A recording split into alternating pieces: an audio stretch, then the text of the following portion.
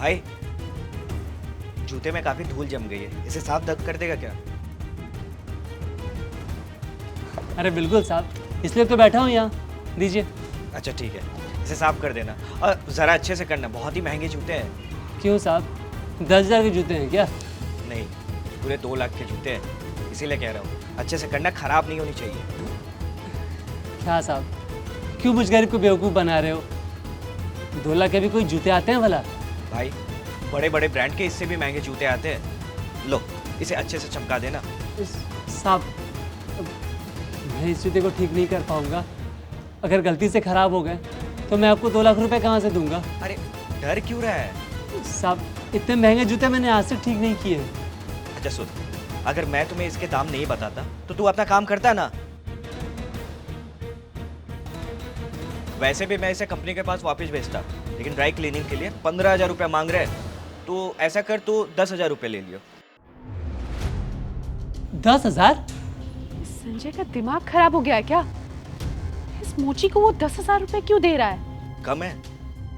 नहीं नहीं नहीं साहब, ये तो बहुत ही ज़्यादा बोल दिया आपने। अरे ड्राई क्लीनिंग वाला बहुत ही लालची है, मेरे मजबूरी का फायदा उठा के 15,000 रुपये मांग रहा है। अगर तू अच्छे से काम करेगा ना तो मैं तुझे 10,000 रुपये दे दूंगा, 5,000 मेरा भी बच जाएगा, तुम्हारा भी फायदा हो जाएगा। पर साहब वो... देख ज़्यादा सोच मत, वैसे भी तू अपनी लाइफ में कभी ना कभी तो महंगे जूते ठीक करेगा ना, तो आज ही कर ले। चल चप्पल दे मुझे और जूते ले ले।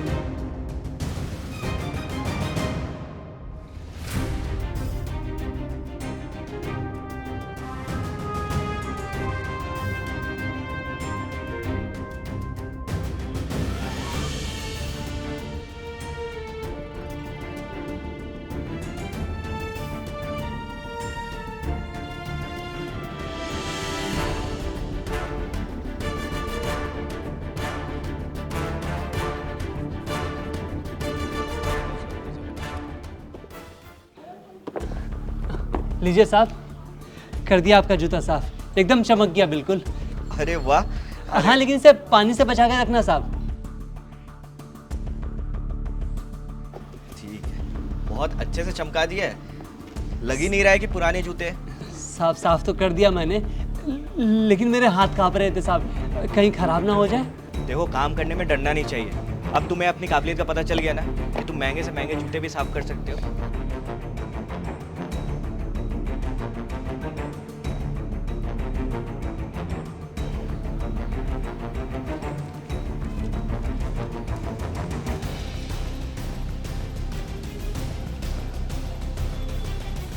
ये पकड़ो 10,000 रुपये।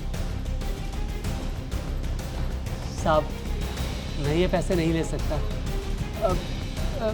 मेरे 150 रुपये बनते हैं, आप वही दे दीजिए। अरे क्यों नहीं ले सकते? जब हमारी बात हुई थी कि मैं तुम्हें 10,000 रुपये दूंगा, फिर मैं तुम्हें 150 रुपये क्यों दूँ? देखो मैं जुबान का बड़ा पक्का हूँ।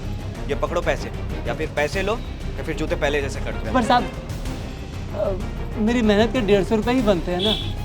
देखो मेरे पास टाइम नहीं है कि मैं तुम्हारे साथ बहस करूँ। दिवाली की मिठाई लेके भी जाना है दोस्तों के पास। पकड़ो पैसे। हैप्पी दिवाली। हैप्पी दिवाली साहब।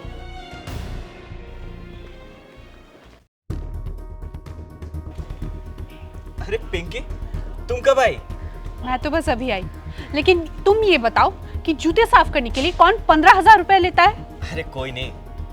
अच्छा, तुम्हारे पास पैसों का पेड़ लगा हुआ है जो तुमने उस मोची को 10,000 रुपए थमा दिए? पिंकी, उसे पैसों की जरूरत थी। तुम्हें कैसे पता? सुनिए ना, सब लोग नए कपड़े खरीद रहे थे तो बच्चे बहुत जिद कर रहे थे कि उन्हें मिठाइयाँ और पटाखे चाहिए। दिवाली तो बड़े लोगों की होती है ना सुप्रिया, हमें 2 वक्त की रोटी नसीब हो जाए वही रब की रहमत है। आजकल अगर जूते खराब हो जाते हैं तो लोग उसे फेंक देते हैं या नए खरीद लेते हैं। आजकल गिने चुने ग्राहक ही आते हैं। अब थोड़े से पैसों से दिवाली मनाऊं या बच्चों को भरपेट खाना खिलाऊं? मैं आपकी बात समझती हूँ, लेकिन बच्चे वो तो नासमझ है, उन्हें कैसे समझाऊं?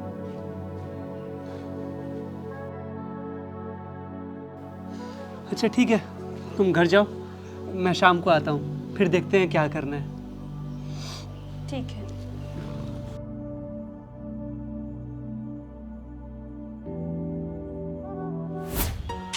अरे तो इतना ड्रामा करने की क्या जरूरत थी, डायरेक्टली उसे जाकर पैसा दे देते।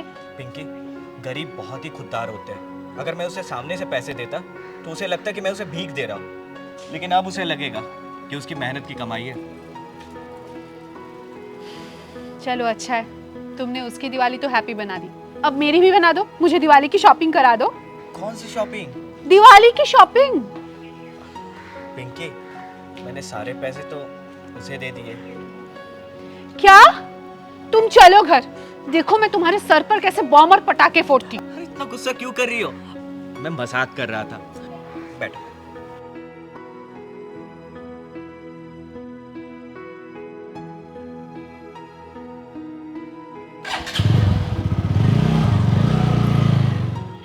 ये दिवाली गरीबों के नाम। हैप्पी दीपावली।